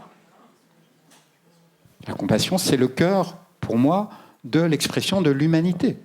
Alors, on peut quand même continuer de développer là-dessus. Hein. Mais vous voyez bien que ce que je suis en train de vous parler, je vous parle là du périmètre des compétences psychosociales. Et que la réflexion sur la vulnérabilité, elle invite à réfléchir sur le véritable périmètre qu'on devrait travailler. Et c'est un sujet qui est complexe. Je ne prétends pas du tout le maîtriser. Pas du tout. Et je pense qu'on va avoir besoin de vous. Notamment ceux qui font de la formation, vous allez nous faire comprendre des choses parce que vous aurez une expérience que nous n'avons pas. En tout cas, que moi, je n'ai pas. Voilà le référentiel du tome 1 que vous connaissez, mise à jour en 2024, publié en 2025, qui est intéressant et qui effectivement montre une évolution. Et il y a un peu moins de compétences, c'est plus ramassé. Bon, on pourrait, c'est pas l'objet. Mais qu'est-ce qu'il y a derrière ce référentiel ? Il y a, vous voyez, des éducations A. Ça, vous le savez. Donc, les compétences psychosociales ont à voir avec le champ des éducations A. Bien sûr aussi avec, je n'ai pas mis les disciplines, mais pourquoi je rappelle que ma communication là, elle porte sur la vulnérabilité. Et sur les vulnérabilités, c'est beaucoup sur les éducations A qu'elle se porte. Chez les élèves en situation de vulnérabilité, vous avez des élèves qui ont des problèmes de civisme, de solidarité, des élèves qui ont des difficultés dans la rencontre interculturelle, la rencontre culturelle. Alors, attention de ne pas stigmatiser, on va trouver ça un peu partout, bien sûr. Mais les CPS ont à voir de manière très proche avec les apprentissages dans le champ des éducations A. Alors, notre position à l'inspection générale, c'est nous ne nous en cachons pas, c'est de développer l'apprentissage et les compétences psychosociales de manière intégrés aux enseignements disciplinaires et aux éducations A. Derrière ces éducations A, vous avez quoi? Vous avez des valeurs et des vertus. Alors, je n'ai pas tout mis, hein, c'est juste un éclairage. Hein. Mais c'est très important de comprendre que ce que dans les compétences psychosociales, ce sont des valeurs qui ne sont pas uniquement les valeurs de la République. C'est d'autres valeurs, comme par exemple la responsabilité. Dans le civisme, la responsabilité est véritablement une valeur. Le respect d'autrui, le refus de toute discrimination, c'est une valeur. Alors, pour développer les compétences psychosociales, j'ai parlé des situations tout à l'heure. Eh bien, sur les situations, voilà par exemple 3 types de situations qui me semblent, moi, très vulnérabilisantes pour les élèves et pour les enseignants. Et pourtant, c'est des situations incontournables. Incontournables, où vous allez retrouver ces compétences psychosociales que Santé publique France, l'équipe qui a travaillé avec Santé publique France a pointé. On en retrouve quelques-unes, je ne les ai pas toutes mises, mais qui sont essentielles et qui vont être mobilisées par l'enseignant pour notamment que l'élève construise les siennes ou mobilise les siennes. Là, rien de totalement nouveau, mais comprenez bien qu'en formation, si vous voulez aider les enseignants à se former, il faut les faire travailler sur, de mon point de vue, c'est mon point de vue, c'est ce que je faisais, pas sur les CPS, mais d'une manière générale sur les qualités éducatives et pédagogiques, travailler sur les moments et les situations. C'est parce qu'on arrive bien à se représenter de quoi on parle. Et derrière ces compétences-là, vous avez des vertus comportementales. Des vertus qui sont, pour moi, je l'ai vu à travers notamment un chef d'établissement qui, à l'île de la Réunion, travaille sur cet objet-là. C'est extrêmement intéressant. C'est quelqu'un qui, à mon avis, est en avance. Et c'est ce sur quoi, dans les années à venir, nous devrons travailler. C'est, bien sûr, ce qu'on retrouve dans beaucoup de CPS, mais qui sont des vertus, c'est-à-dire des efforts que l'on fait pour pouvoir donner le meilleur de soi-même au quotidien. Donc il y a une philosophie extrêmement vertuiste derrière cela. Vous voyez ? Et donc, lorsque nous nous appuyons sur nos vertus, c'est notre citadelle intérieure que nous ouvrons, qui est le cœur de notre propre humanité. Lorsque nous sommes dans la gratitude, dans la compassion, dans la présence, dans l'attention à l'autre, on convoque des CPS. Et c'est là qu'on est dans notre humanité et que l'on a de l'impact sur les autres. Cette expression de notre humanité, il faut aller la chercher. Moi, je suis allé la chercher. Quand je vous dis qu'il y a 20 ans, je ne pouvais pas faire une conférence devant un public, c'est qu'il a fallu que j'aille chercher cela en moi. Et je sais, pour discuter avec beaucoup d'entre vous, que c'est quelque chose que vous comprenez, que vous savez. Il y a quelque chose là. Il y a quelque chose, et je me tourne vers quelques collègues chercheurs, il y a un objet de recherche, dont j'ai déjà discuté d'ailleurs avec une chercheuse dans la pôle de la région parisienne. Il y a pour moi un objet de recherche qui est complexe, mais qui est pas suffisamment pris en considération et qui va être déterminant pour les élèves les plus fragiles, les plus vulnérables. Parce que quand ils ont un adulte en face d'eux qui est dans la gratitude, qui est quelqu'un de généreux, qui est empathique, qui est dans l'écoute, qui encourage, qui est capable de consentir. Alors, la notion de consentement est extrêmement intéressante, au-delà des relations affectives et sexuelles entre jeunes, qui est un objet effectivement de réflexion très intéressant, mais le consentement, il est partout dans la relation éducative. L'élève qui consent à écouter, qui consent à participer, qui consent à accepter les contraintes, qui consent à accepter les exigences de l'enseignant. Il y a quelque chose autour du consentement. Et ce consentement, c'est une vertu qui est au cœur des compétences psychosociales. Je termine. L'attention aux vulnérabilités, c'est véritablement le fait d'être attentif aux vulnérabilités d'un jeune ou d'un collègue. C'est une éthique de la formation pour les élèves au CPS. Et je rappelle 3 principes justement sur la vulnérabilité. C'est repérer les signaux faibles. Le principe de Michael Marmot, dont on entend un peu plus parler maintenant, qui est l'universalisme proportionné, c'est-à-dire qu'on va faire un peu plus pour ceux qui ont beaucoup plus besoin. Je suis sur la dernière diapo. Et puis, l'attention et l'engagement collectif, dans la mission que j'avais l'an dernier, sur confiance et sécurité pour apprendre et pour enseigner, ce qu'on a découvert dans les établissements, pour moi c'était une découverte, c'est que le premier des facteurs, le plus important, c'est l'engagement collectif. Dans une équipe, on a vu des établissements à contexte sociologique égal, quand l'équipe est engagée, attentif aux élèves les plus fragiles, c'est ça qui fait la différence. C'est l'alliance éducative entre les profs, et parfois on voit une alliance éducative avec les élèves. Alors il y a des leviers, hein, elle en a parlé, Rebecca, l'incarnation des CPS par les adultes, l'intégration des EPS dans l'enseignement de toutes les disciplines, Damien va aller sur ce terrain-là, le renforcement explicite de leur acquisition, et notamment l'analyse de situations vécues, ce va-et-vient entre l'analyse de situations vécues et le fait de revivre des situations par théâtre forum, par discussion, analyse de pratique, etc. Alors il y a des précautions. Hein, le fait d'adapter ces interventions aux besoins spécifiques des jeunes les plus vulnérables, attention, il y a des choses, quand vous avez des élèves d'une très grande fragilité dans un groupe, vous ne pouvez pas discuter avec eux de certaines CPS de la même manière que vous le feriez qu'une classe dite, entre guillemets, ordinaire. Sinon, vous allez au clash, hein, c'est évident. Donc ça demande des précautions. Privilégier l'évaluation qui va être formative et aussi l'auto-évaluation, parce que l'évaluation sommative, elle peut, notamment à travers des scénarios, et je sais que tous les deux, vous travaillez sur ces sujets-là, les scénarios sont extrêmement intéressants, mais ça va demander des précautions là aussi, et ça n'empêche pas, et à mon avis, l'évaluation doit d'abord être formative et d'abord être une auto-évaluation. L'évaluation sommative, à un moment donné, est nécessaire, notamment et si on s'appuie sur des échelles de critères qui sont des échelles d'observables. Voilà, je vous remercie de votre attention.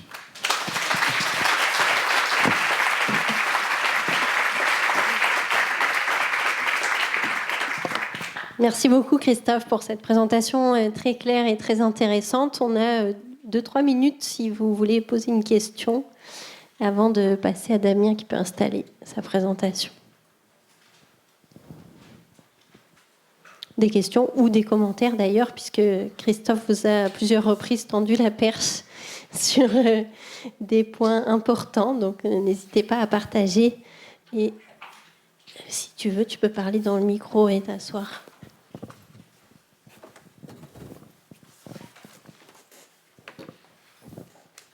Oui, bonjour à tout le monde.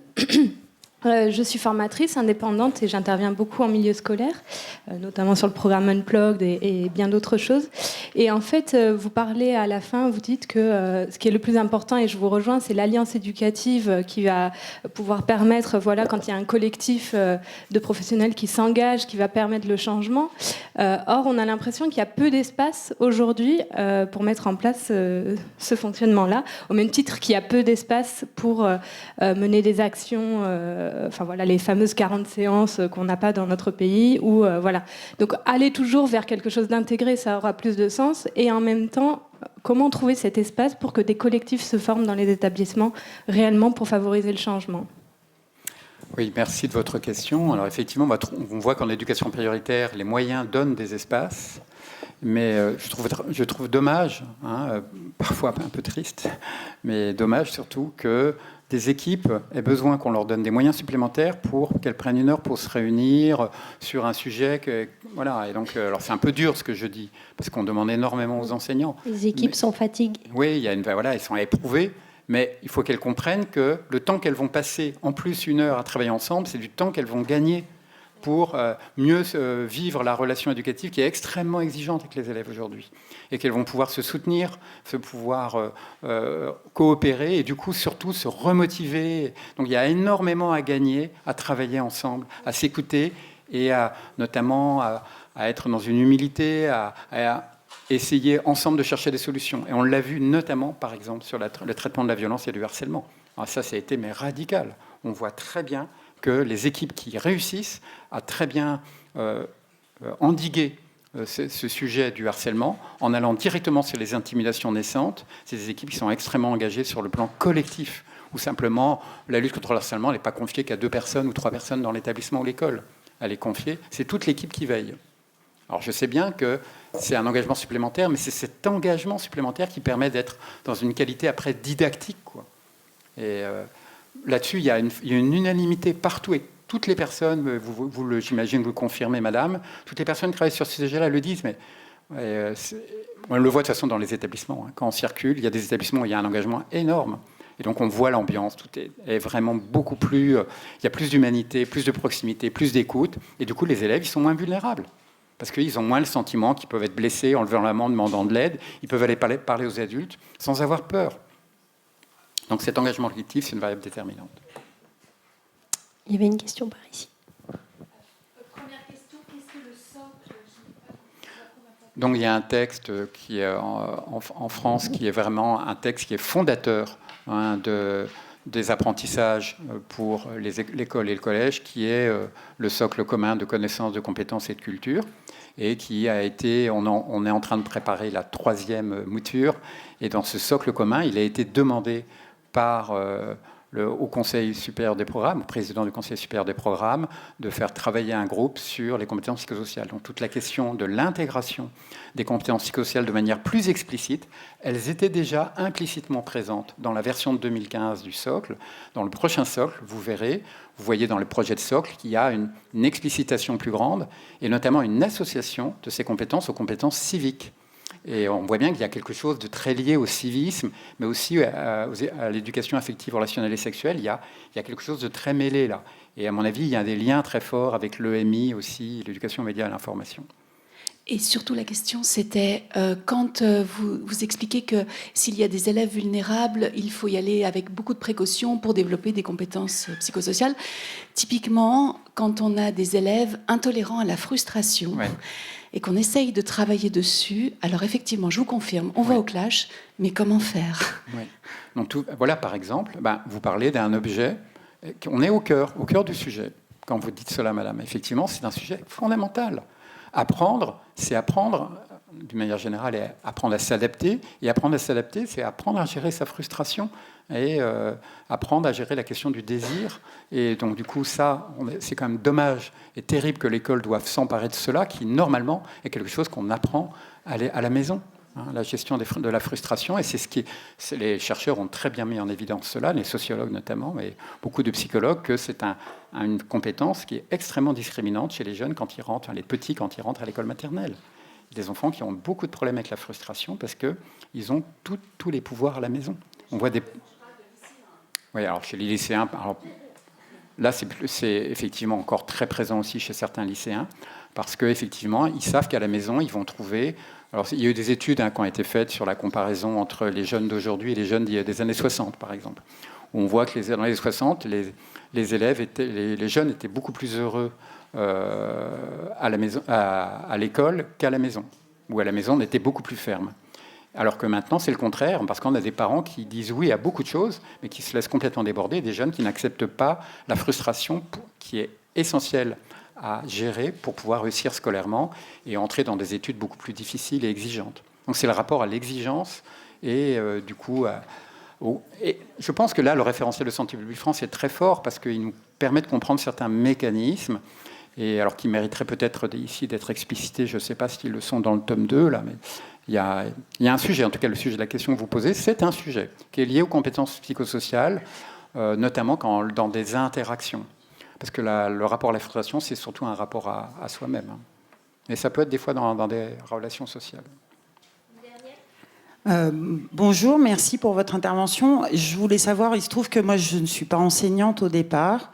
J'ai des missions un peu particulières. J'accompagne le développement de la démocratie scolaire en académie.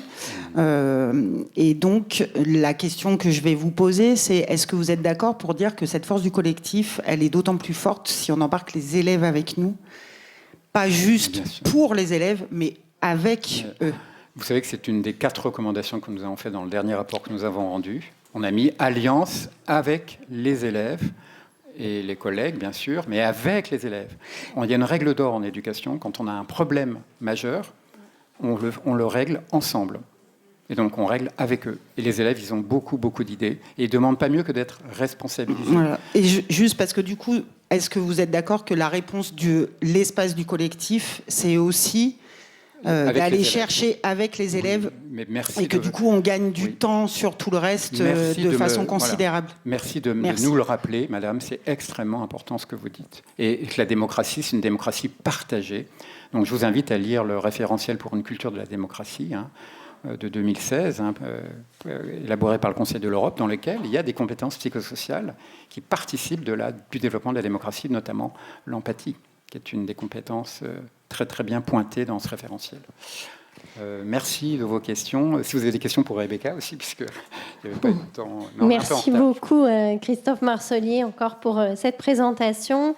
Et je vais céder la parole à Damien Tessier, qui est enseignant-chercheur à l'Université Grenoble-Alpes et responsable du DU Promouvoir la motivation et le bien-être à l'école, dans lequel il y a notamment toute la dimension liée aux compétences psychosociales.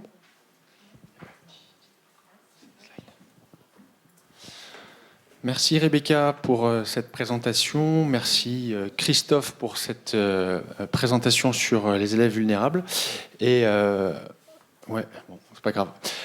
Et maintenant, on va passer à l'intérieur de la classe, en fait, à l'approche intégrée développement des compétences psychosociales. Et l'ambition de cette présentation, ça va être de se dire, mais comment est-ce qu'on conçoit, on construit une séance et au-delà une séquence pour développer les compétences psychosociales demain, bon peut-être pas demain, mais à la rentrée. Si j'envisage cela, quelle est la démarche et est-ce qu'il y a quelques exemples qui peuvent nous éclairer à cet égard? Donc mon propos il sera structuré en 3 points. D'abord les mécanismes en lien avec les gestes professionnels pour développer ces compétences psychosociales de manière intégrée. Ensuite, un élément de méthode sur la conception d'une séquence CPS intégrée. Et puis, enfin, quelques exemples. Donc, concernant les CPS intégrés, de quoi s'agit-il? De quoi parle-t-on? Hop, voilà. Pendant longtemps, Rebecca l'a évoqué dans sa conférence introductive tout à l'heure, on a démarré le travail, le développement des CPS à partir de programmes probants. Donc il y a Unplugged, il y a PRODAS, il y a Good Behavior Game. Autant de programmes qui proposent de manière décrochée, c'est-à-dire adidactique, c'est-à-dire sans les combiner au développement de compétences disciplinaires, des séances qui sont ciblées sur les compétences psychosociales. À côté de ça, on a une autre approche qui est l'approche intégrée, qui consiste à concevoir des dispositifs et des situations d'apprentissage qui permettent de faire les deux en même temps, développer des CPS et des compétences disciplinaires. Le travail sur le français, sur les maths, sur le PS, sur les langues, l'histoire géo, etc., est un contexte propice à développer, à travailler avec les élèves les compétences psychosociales. Les intérêts, rapidement, les avantages et inconvénients de ces approches. Si l'approche décrochée s'insère bien au primaire, qui alterne des séquences de français, de maths, de PS, de sciences, de langues, etc., eh ben c'est moins le cas au collège, où cette approche décrochée, et on le voit bien avec Unplugged, eh bien, elle nécessite de trouver des espaces scolaires, l'heure de vie de classe, ou de négocier avec les collègues à côté, les collègues de l'équipe pédagogique, pour qu'ils puissent faire un peu de place pour faire la séance décrochée qui est prévue. Et ces programmes, et on a l'expérience avec Unplugged, mais d'autres également, est très personne dépendante. Le collègue de SVT qui va porter le programme Unplugged et qui va négocier avec les uns et les autres pour qu'on puisse faire les 12 séances du programme, c'est un peu exigeant et c'est pas simple de faire tout ça. À côté de ça, l'approche intégrée, elle est non seulement adaptée à l'école primaire, mais aussi au collège et au lycée. Et puis, elle augmente la dose CPS, dans la mesure où on peut faire des CPS de manière intégrée à tous les cours, dans toutes les disciplines, toute la semaine, tous les mois, toute l'année. Et ben, de fait, on augmente la dose CPS et les préoccupations qui étaient de faire les 10-12 heures du programme, décrochées, elles disparaissent parce qu'on peut l'envisager à large échelle, cette approche intégrée, qui néanmoins, il faut le souligner, nécessite un effort de formation professionnelle. Merci beaucoup. Un effort important en termes de formation et de développement de compétences professionnelles, et c'est un peu l'objet qu'on va aborder aujourd'hui.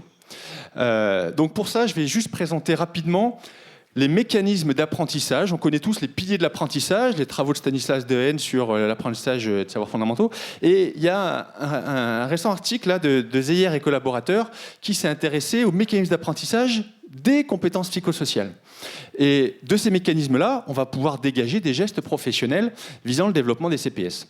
Donc il y a 5 mécanismes particuliers. Il y a la socialisation, il y a le feedback, il y a la validation, la conscientisation et la répétition. Concrètement, la socialisation, c'est un apprentissage implicite des CPS. C'est lorsque l'enseignant incarne par sa posture, une bonne gestion de ses émotions, des habiletés relationnelles efficaces, qu'il est capable de valoriser ses élèves, d'avoir toutes les compétences psychosociales. Et c'est en fait par observation-imitation que les élèves apprennent, d'où la nécessité de développer les compétences psychosociales des enseignants. Ensuite, il y a le feedback, qui n'est pas la manière dont on l'entend dans le processus d'apprentissage des compétences disciplinaires, c'est plutôt le fait de montrer lorsqu'un comportement perturbateur ou en décalage avec les attentes de l'élève est observé, eh bien, il s'agit de mettre en évidence les raisons qui font que ce comportement antisocial est délétère pour le climat de classe, pour donner du sens, quelque part, au travail sur ces compétences psychosociales. Je passe à la validation, l'invalidation. C'est le fait de considérer que les pensées, les ressentis, les croyances des élèves, tout ça, c'est authentiquement exprimé par les élèves et on ne peut que le valider, même si on n'est pas d'accord avec. Même si la colère, elle s'exprime et qu'on voit bien que ça pèse sur le climat de classe, on ne peut que l'accueillir, cette colère de l'élève, parce qu'elle est authentique. Les croyances, qui sont parfois en décalage avec les valeurs de la République, on doit les accueillir aussi. Pour autant, ce travail de validation, il se couple avec le feedback pour expliquer les raisons et essayer d'amener à un changement. Par contre, l'invalidation des comportements, des croyances, des pensées, des émotions des élèves ne les pousse qu'à réprimer ces émotions, ces pensées et ces comportements, et donc justement à ne pas les faire évoluer. Donc pour les faire évoluer, d'abord les accueillir. Ensuite, il y a la conscientisation. Variable essentielle dans le développement des compétences psychosociales, il consiste à expliciter, si l'on pense les CPS dans une perspective de transfert, ce qu'on apprend à l'école, c'est utile ailleurs et plus tard en dehors, alors il faut que les élèves ils sortent de nos cours avec l'idée très claire de quelles sont les compétences psychosociales qu'ils ont travaillé, développées, et une projection de comment, dans le sport, dans la famille, dans un autre cadre, je vais pouvoir réutiliser ces compétences psychosociales, et ça renvoie explicitement au auto-réflexif, ingrédient essentiel. Et puis, ensuite, il y a la répétition. Comme toute compétence, les compétences psychosociales doivent être répétées et on doit en faire un peu tous les jours. On n'apprend pas à faire du vélo ou à nager comme ça en une séance, pas plus pour les compétences psychosociales. Et donc ça renvoie aussi à un travail didactique. Donc si je résume ces cinq mécanismes, on en a 3 qui renvoient à la posture de l'enseignant, à la posture CPS. On en a un qui met vraiment en exergue cet ingrédient essentiel qui est le retour réflexif, et puis on en a un autre qui renvoie à la conception didactique, et c'est sur ce dernier ingrédient-là notamment que je vais insister. Comment concevoir des séances et des séquences dans lesquelles on développe de manière intégrée les compétences psychosociales de nos élèves. Démarche de conception de séquences. Premier élément, quels sont les cadres qui structurent un peu notre réflexion didactique pour concevoir des séquences ? D'abord, issus des revues de la littérature ou des méta-analyses présentées par Rebecca tout à l'heure, on a 4 critères d'efficacité pour une séance CPS décrochée ou intégrée. Il faut qu'elle soit séquencée, c'est-à-dire que le développement des CPS se fait dans la durée. Il faut que les élèves s'engagent activement, qu'ils puissent pratiquer, qu'ils puissent ressentir, qu'ils puissent expérimenter réellement ces compétences psychosociales. On n'enseigne pas de manière orale, comme ça, de manière rhétorique, les CPS aux élèves, on leur fait expérimenter. De manière focalisée, il y a plein de situations, on se projette en maths, je vois Caroline devant moi, qui propose un exercice à ses élèves, et là, il y a forcément l'auto-évaluation, il y a forcément un peu d'anxiété peut-être pour certains, et il y a plein de compétences psychosociales qui sont mobilisées dans un exercice de maths. Je vois Nicolas qui est prof d'EPS, en EPS évidemment, et dans toutes nos disciplines. Par contre, on ne peut pas développer toutes ces compétences-là en même temps, il faut les cibler. Donc il faut se focaliser dans sa conception didactique sur une CPS. Et puis il y a les explicités, ça renvoie au auto-réflexif, je l'ai évoqué. On peut développer les CPS qu'à condition qu'elles soient vraiment prises en compte et conscientisées. Voilà. Et puis l'idée, c'est qu'effectivement, sur une séance comme ça, ponctuelle, en fin d'année, avant des vacances, ou quelques brises-glaces par-ci par-là en début de séance, c'est pas ces pratiques ponctuelles-là qui vont développer les CPS. Il faut vraiment s'inscrire dans une continuité, dans une séquence. Donc rentrons clairement dans ce que c'est que la didactisation des CPS, et pour ça on peut s'appuyer sur les approches classiques que l'on connaît tous et toutes, qu'on a appris dans cette belle institution, à l'époque l'IUFM, maintenant l'INSPE. Pour didactiser des contenus, on part du savoir savant, on l'amène vers le savoir enseigné, et on prend le réalisme en littérature, et on s'appuie sur Zola, etc. etc. Et qu'en est-il des CPS? Est-ce que la démarche de conception didactique des compétences psychosociales, c'est la même que pour les savoirs disciplinaires? On pourrait dire, tiens, j'ai envie de développer les compétences cognitives de mes élèves, je vais les apprendre à s'auto-évaluer positivement.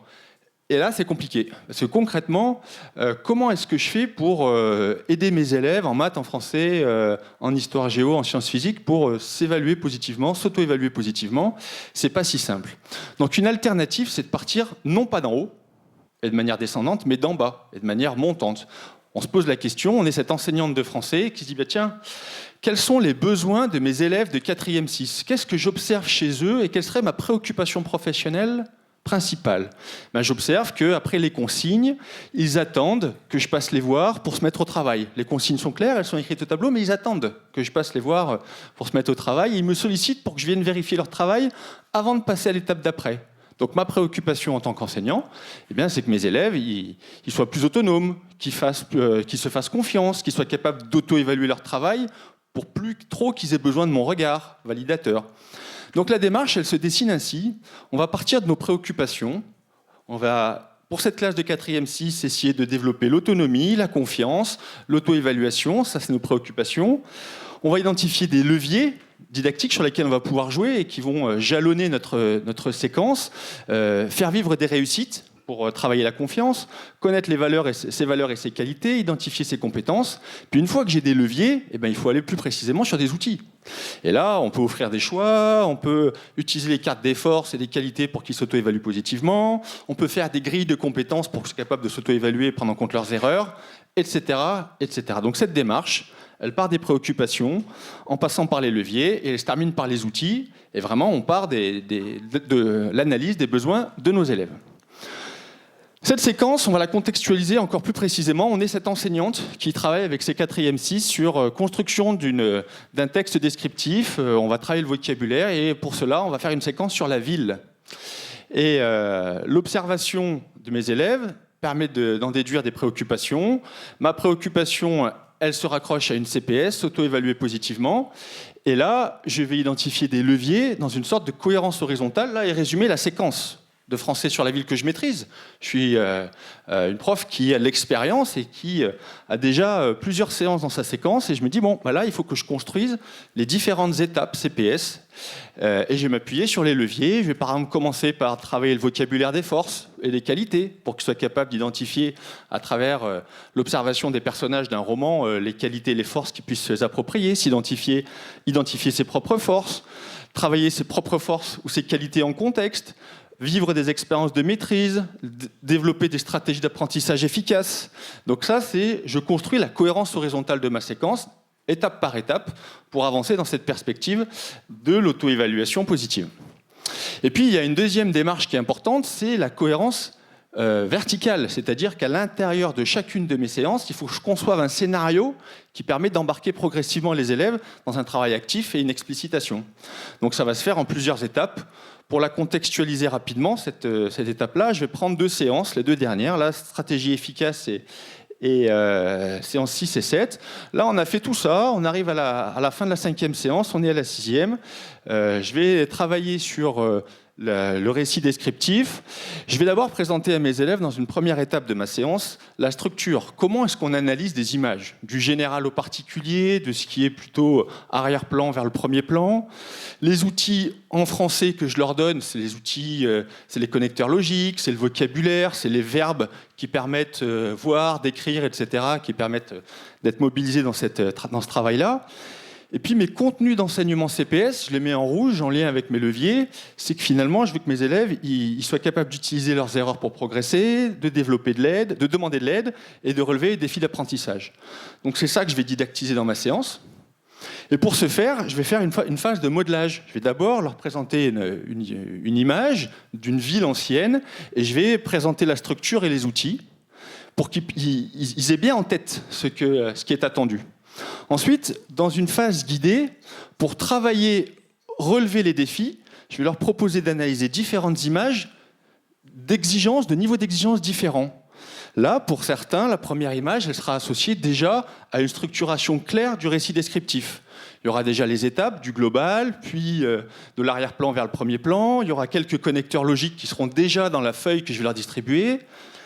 Dans la deuxième image, il y aura plus que la démarche de structure, il n'y aura plus les outils. Et puis dans la troisième image, le défi d'apprentissage le plus exigeant pour mes 4e 6, il y a juste l'image et ils doivent concevoir la structure et les outils. Donc là, ce faisant, je travaille sur le défi d'apprentissage et à la séance d'après, la séance 7, ils vont continuer à analyser à travailler de manière autonome sur la description, puis je vais leur donner une grille d'évaluation de compétences.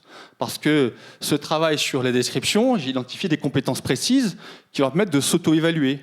Et là, c'est apprendre de ses erreurs pour progresser. C'est le deuxième contenu CPS que j'ai envie de travailler, la deuxième stratégie efficace d'apprentissage. Et puis ensuite, dans une pratique autonome et de co-évaluation, ils vont par 2, par 3, sous forme de mini-structures dont Céline Bouche vous parlera très bien cet après-midi, eh bien, ces élèves ils vont se co-évaluer et se donner des retours pour travailler le fait de demander de l'aide, qui est l'autre stratégie efficace que j'ai envie de travailler.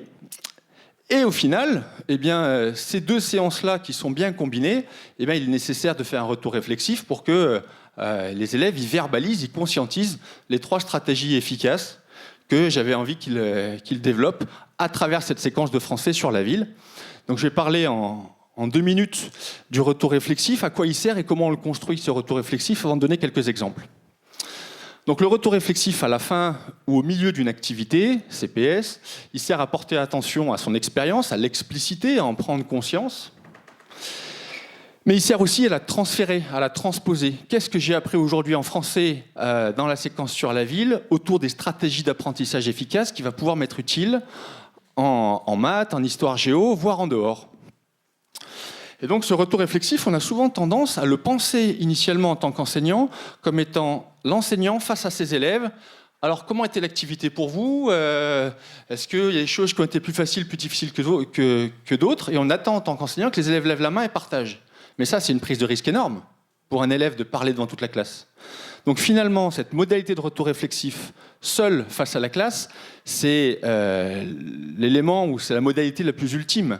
Avant ça, on peut commencer, pour diminuer le risque de parler en public, de penser sa réponse, de l'écrire. Nous, en tant qu'enseignants, on n'a pas forcément besoin que les élèves nous disent ce qu'ils en ont pensé. On a besoin que les élèves sachent ce qu'ils en ont pensé et le fassent, le formalisent. En plus, ensuite, on peut leur demander d'échanger en binôme, puis en petits groupes, et on n'est même pas obligé d'aller jusque-là. Nous, on n'a pas besoin d'évaluer l'expérience rapportée par les élèves. On a juste besoin qu'ils y aillent dans cette expérience-là, qu'ils la conscientisent. Et pour structurer ce retour réflexif, généralement, il y a 3 phases, observer, analyser, transférer. Et la première, c'est la plus difficile, celle d'aider les élèves à porter attention à ce qu'ils ont ressenti, à ce qu'ils ont partagé. Il y a besoin d'enrichir le vocabulaire. Et peut-être que dans notre séquence, cette phase-là sur observer, elle va durer 2-3 séances. On n'ira pas tout de suite sur analyser et sur transférer, et on va rester sur observer pour que les élèves prennent l'habitude de porter attention à leur expérience, à leurs pensées, à leurs réflexions, etc. Voilà. Ceci étant dit, juste un petit conseil, il est important pour nous, dans le retour réflexif, de surtout pas biaiser ce retour, de ne pas poser des questions trop fermées, de ne pas valider certains, le partage de certains, et ne pas valider le partage d'autres. Pas dire à certains qui partageraient « ouais, c'est intéressant ce que tu dis », puis d'autres qui partageraient quelque chose qui nous plaît moins, on ne réagit pas, parce que du coup, là, on est dans l'invalidation, et on ne permet pas aux élèves de développer vraiment et de travailler sur leurs pensées, etc. Si j'ai encore quelques minutes, je viens sur quelques exemples, 3 familles de CPS, 3 exemples, 3 disciplines différentes. Là, on va travailler en français sur la connaissance de soi. Pour structurer ma séquence intégrée, je vais travailler sur 4 leviers. Connaître le vocabulaire des forces. identifier les forces d'autrui, identifier ses propres forces et utiliser ces forces dans différents contextes, dans la perspective de transfert. Et pour cela, je vais m'appuyer sur différents outils. Ça, ce sont mes leviers, à gauche, et là, à droite, sont mes outils. Je vais appuyer sur le roman d'aventure, qui est au programme, avec l'Odyssée d'Homère, sur les cartes des forces, sur le blason des forces, et sur le carnet des forces. On a besoin, pour faire des CPS intégrés, d'avoir quelques outils quand même, qui vont permettre d'expliciter, qui vont permettre aux élèves de faire l'expérience des CPS. Donc cette séquence, on est avec Alban qui est prof de français, ses élèves de 5e donc, qui ont à leur programme le roman d'aventure, ils la sollicitent tout le temps pour qu'elle vienne vérifier leur travail et elle souhaiterait qu'ils soient un peu plus autonomes et qu'ils prennent davantage confiance en eux. Elle fait une micro-séquence de 4-5 séances et elle commence en disant on va susciter l'intérêt pour les forces de caractère, enfin en tout cas pour les forces et les qualités, et là elle leur fait lire un passage d'Ulysse, le livre qu'ils étudient, elle leur demande de classer les forces et les qualités par famille et d'intégrer ces qualités dans un portrait. Là elle ne fait que du français. Mais ce faisant, en mettant l'accent sur les forces et les qualités d'Ulysse et ses compagnons, et bien tout de suite elle amorce le travail pour la séance 2 qui va les amener à enrichir le vocabulaire des forces grâce aux cartes et aux outils. Hop.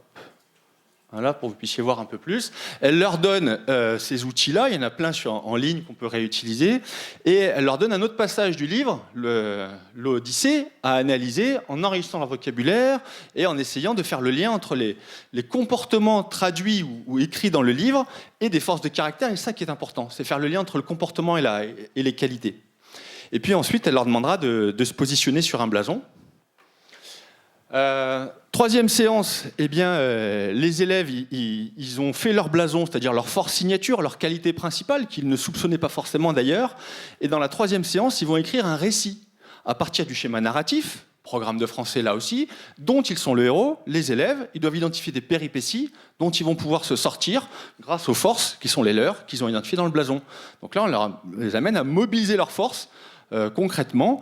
Et puis la dernière séance de cette séquence-là, c'est le carnet des forces. À la fin de chaque séance de français, de chaque journée, etc., on demande aux élèves d'identifier quelles sont les forces qu'ils ont mobilisées aujourd'hui pour qu'ils apprennent à utiliser ça comme une routine. Donc là, on vient de finir notre séquence de français et je ne l'ai pas développé, mais à la fin de chaque séance, on a le retour réflexif, observé, analysé, transféré.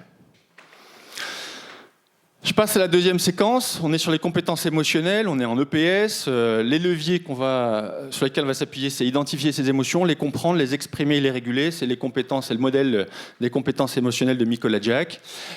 Identifier, comprendre, réguler, exprimer et réguler.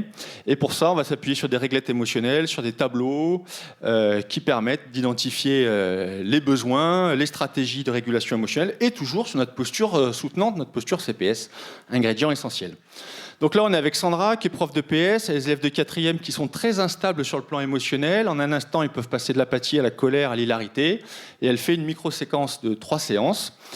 Elle les fait grimper en escalade, et l'escalade, c'est une activité idoine pour ressentir des émotions. C'est souvent chargé émotionnellement, surtout au début de collège. Et elle leur donne un carnet de PS dans lequel ils doivent se positionner après chaque voix sur une intensité d'émotions, de joie, de peur, de colère et d'autres. Ensuite de ça, la deuxième séance, elle les met dans des situations contrastées où ils doivent monter des voies plus ou moins difficiles et elle leur donne ce tableau-là dans leur carnet de PS, dans lequel ils vont pouvoir identifier des valences, ils vont pouvoir identifier des ressentis, ils vont pouvoir identifier des pensées qui sont liées à ces émotions. Et là, on commence à rentrer dans la compréhension des mécanismes émotionnels. Ensuite de ça, elle leur donne à la séance 3 différentes stratégies de régulation émotionnelle qui sont le modèle de Gross de régulation émotionnelle où il s'agit d'adapter la situation, de porter attention à ses qualités ou à ce qu'on sait faire, la perception, c'est-à-dire ne penser ces émotions comme des pensées qui nous traversent l'esprit et pas comme des vérités, ou réguler la réponse somatique au niveau émotionnel. Et donc elle leur demande à chaque voix qu'ils vont faire de mobiliser l'une ou l'autre de ces stratégies de régulation émotionnelle et de pouvoir identifier quelle est celle qui leur convient le mieux. Et donc, ce faisant, derrière, dans le retour réflexif, eh bien, on travaille aussi la généralisation et le transfert de ces stratégies de régulation émotionnelle ailleurs, en dehors de l'EPS. J'en termine avec une séquence de maths sur développer les relations sociales, prosociales. Et en maths, on va pouvoir développer les relations de nos élèves en s'appuyant sur expérimenter la coopération à deux, identifier les habiletés sociales, apprendre à gérer les conflits, expérimenter la coopération. Et l'idée pour développer les compétences sociales, c'est d'aller du simple au complexe. C'est-à-dire que souvent, on a tendance à faire des groupements d'élèves qui sont trop nombreux, dans lesquels les habiletés coopératives, elles sont difficiles. Quand on les travaille, et c'est toute la présentation et les travaux de Céline Bouche qui vous présentera tout ça tout à l'heure, par deux, c'est plus simple d'identifier les habiletés sociales, c'est plus simple de les mobiliser par deux plutôt que par 4 ou 6. Et donc pour ça, on va s'appuyer sur différentes fiches de ressenti, les jetons de conversation qui sont des outils développés par Céline, et la posture de soutien toujours. Donc rapidement, on est avec Pierre qui est prof de maths. Dans sa classe 6e, les élèves ne s'entendent pas, il y a des clans, et il veut développer les relations sociales. 4 séances qui structurent sa séquence. Dans un premier temps, il leur pose des questions de cours, et ils doivent, à la suite de ces questions de cours, discuter de leurs réponses par deux.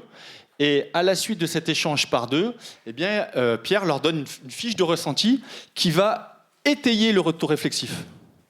Est-ce que je me suis senti écouté? Est-ce que j'ai l'impression que je me suis senti contraint? Est-ce que j'ai l'impression que ce que je disais avait de la valeur, etc. Qui permet aux élèves de se positionner à la suite de cet échange avec leurs camarades pour pouvoir ensuite étayer le retour réflexif. À la suite de ça, Pierre leur donne des petites cartes sur lesquelles les élèves se mettent debout et échangent dans la classe avec des questions. Chaque carte a une question différente. Quel est le symétrique de B par rapport à D? B est là, D est là, le symétrique c'est E, et ils doivent échanger et mobiliser leurs habiletés coopératives à cet égard. Ensuite de ça, ces habiletés coopératives vont être travaillées dans la peau du prof de maths. Pierre leur donne des exercices faux. Il y a plein de faux dans les exercices. Et ils sont par 3, et ils doivent corriger les exercices faux. Et ensuite, ils doivent en discuter. Et donc, en fait, le contexte, en l'occurrence des maths, c'est toujours le contexte qui permet de favoriser les interactions sociales. Bien sûr qu'on travaille la symétrie axiale, mais c'est avant tout une contextualisation didactique qui permet d'activer des habiletés coopératives. Donc là, pareil, on fait une fiche pour étayer les habiletés sociales coopératives. Elles sont difficiles à lister, donc c'est l'enseignant qui va le faire dans une fiche. Est-ce que j'ai regardé l'autre? Est-ce que j'ai été présent et attentif à l'autre quand il parlait? Est-ce que j'ai levé les yeux au ciel pour lui montrer à quel point je n'étais pas d'accord avec ce qu'il disait? Quand j'ai écouté également, il y a un certain nombre de comportements qui sont caractéristiques de ces habiletés sociales.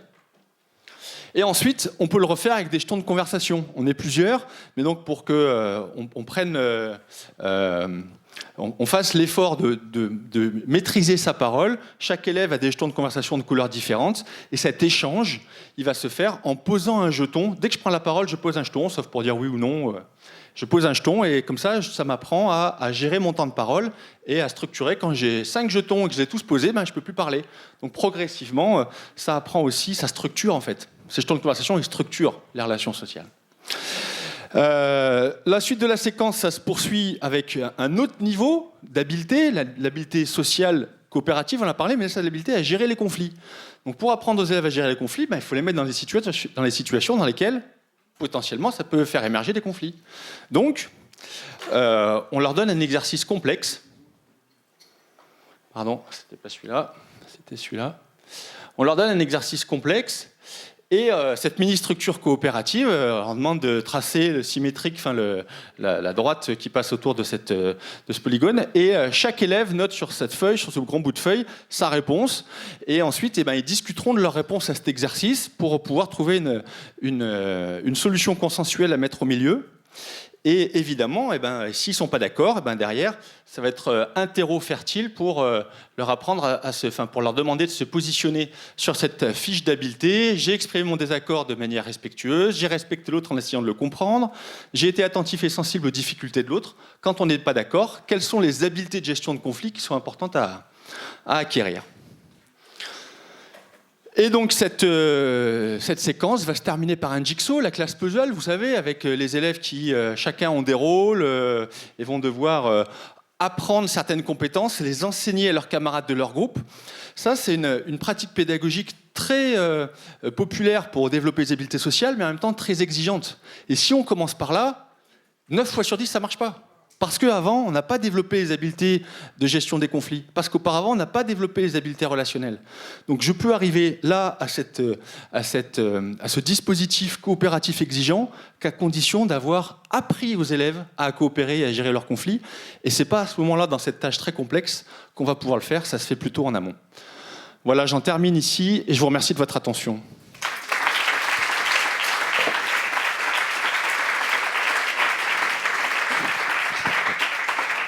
Merci beaucoup Damien pour cette présentation très riche, mais très complète. Est-ce qu'il y a une question? Oui, en attendant d'accueillir Abdenour Bidar. Une question?